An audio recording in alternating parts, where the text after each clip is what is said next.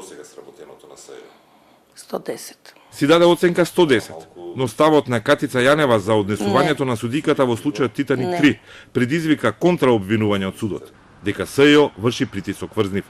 Судиката Олја Ристова сама побарала и доби иземање од случајот, откако обвинителите се пожалија и пријавија закани од адвокатот на обвинетиот пратеник Еју Паљими. Судот извести дека иземањето е побарано по интервјуто на специјалната обвинителка Јанева за кодна Телма, зашто и судиката Ристова и кривичниот суд сметаат дека станува збор за обид за директен притисок. Судијата Ристова смета дека со ваквото неосновано медиумско влијание за предмет за кој и онака секоја расправа се одвива во присуство на представници на медиуми, невладини организации и меѓународни представници во земјата, се врши директен притисок и се доведува во прашање незината независност и непристрасност во постапувањето, што отвара сомнеж во јавноста. Денесот СЈО без коментар остана на наводите во интервјуто на Код.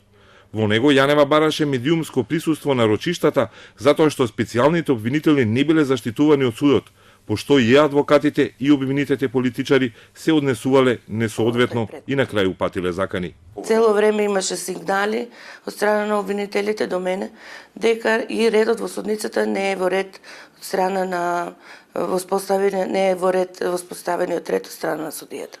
Заканите се сепак посериозно нешто. Па да, мислам, охрабрување сигурно добива и од судот, за да може да се одважи некој така адвокат да нападне обвинител надвор од судница. Судот во своето соопштение тврди дека нарочиштата за Титаник 3 имало ред во судницата и сите барања на странките биле усвоени.